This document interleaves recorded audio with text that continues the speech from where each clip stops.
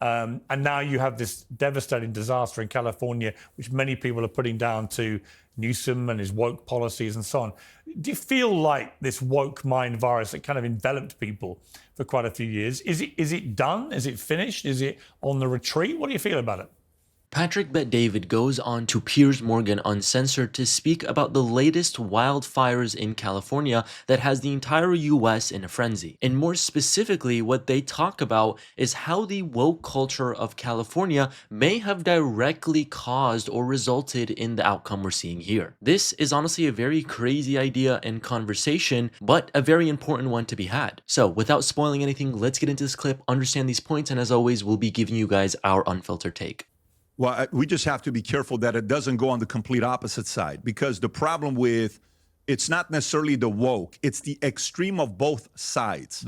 When you use extreme measures from one side, you give birth to extreme measures of opposition on the other side. Right. So that's what we have to be careful with. What does that look like? I don't want either one of them. I'm a center-right guy, free enterprise, go build a business as big as you want. Build your dreams, free market, freedom of speech, freedom of assembly. You want to be a Scientologist? More power to you. I've worked with many great Scientologists. You want to be a Christian? Awesome. You want to be a Mormon? No problem. You want to be an atheist, agnostic? Let's debate it. Let's sit down and do a podcast and talk about it. Fantastic. You want to do any of that? You want to be pro-choice, pro-life? Let's talk about it. Let's process it.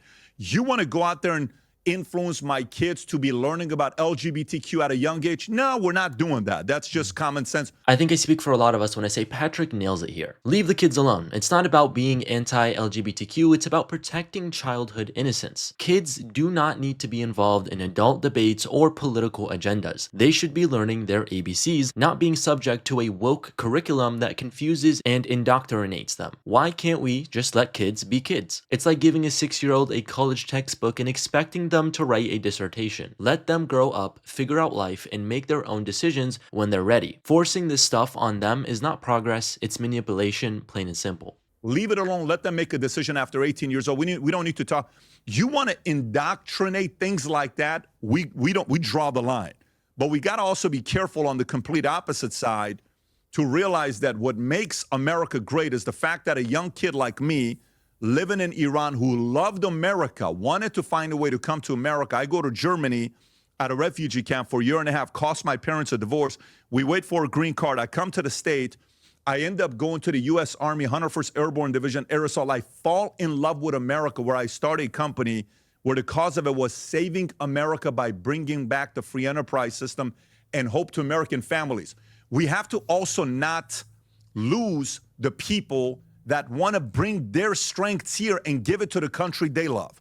I think that's the part that we have to be very careful with this next phase we're going. We can't just be like, oh, the woke virus is over. No, but we just gave birth to these guys now. He is absolutely right. This next phase is critical. We are not just fighting woke policies, we're fighting the fallout. And let's be real, the woke mob doesn't just disappear. They regroup and come back stronger. They're like weeds. You pull them out, but they keep popping up unless you dig out the roots. This isn't just about avoiding extremes, it's about rebuilding the cultural foundation they've been eroding for years. It's time for leaders to step up, push back, and defend the principles that actually work. Otherwise, we're just rearranging deck chairs on the Titanic. Yeah. It needs to be coming more to be in reason. We have to be able to reason together and recognize this. We have to remember, I think, that at their core, the majority of people, I'd say 75, 80% of America, probably the same here, actually have a vein of common sense running through their blood. I mean, they just do, right? They just have that. It's like, I just don't believe most people fall into the extremity camp. What happens on social media is that a smaller percentage of people are extremely noisy and relentless, and they create an atmosphere that everyone's buying into this extreme left, extreme right stuff. And actually, they're not really. Instinctively, most people do not go out to the extremities.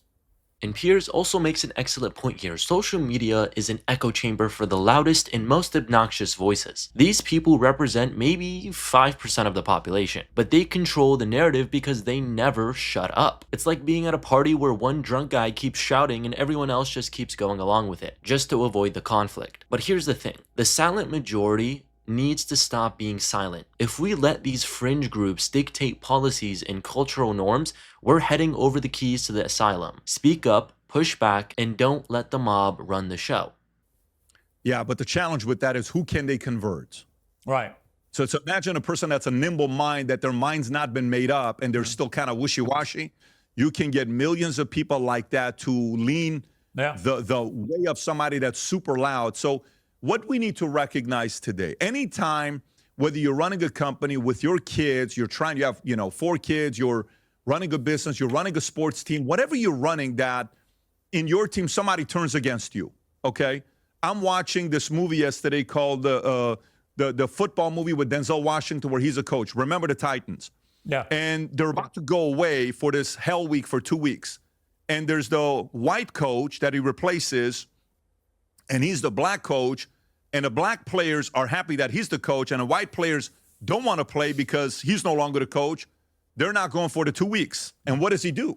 He says, hey, listen, boy, white boys are going to go here and black boys are going to go here. He says, no, it's not what we're doing. Defense, offense. I don't care who it is, white, black. Defense is on this bus, offense is on this bus. And they're getting on there. What happens next? Fights, agitation, annoyance. Then he says, we're going to do 4-day practice every day unless if you get to know the other person and you know them on a personal level. If you don't, we're doing 4-dayers. Okay, tell me about your family. Tell me about your this. Tell me about that. Then they get to know each other. 2 weeks later, they're disconnected from the actual racism that was taking place in America, from their families, their parents, the teachers, anybody. They're now best friends. Everything is like, man, I like you. I don't care what skin color you are. You just blocked for me. Hey, how come you're not doing your part? I'm white, you're white. Hey, how come you're not doing your part? I'm black, you're black. Dude, this is not about black and white. Let's play together. Then when they got off the bus, they went back to what everybody else was thinking like because they haven't had their shift yet. I think this next phase we go through, it's going to take some strong leaders that have to know that they're going to get battle tested. You're going to get provoked. People are going to come take shots at you. People are going to get targeted. It's going to be a very weird next phase we go through. And we have to be very aware of the manipulation and gamification that takes place. If they target one person and they go after somebody, before we jump to conclusion, let's kind of do our own due diligence. Why are they going after this guy? What are they doing with Vivek? Why are they going after Trump? Why are they going after why are they going after Rogan? Why are they going?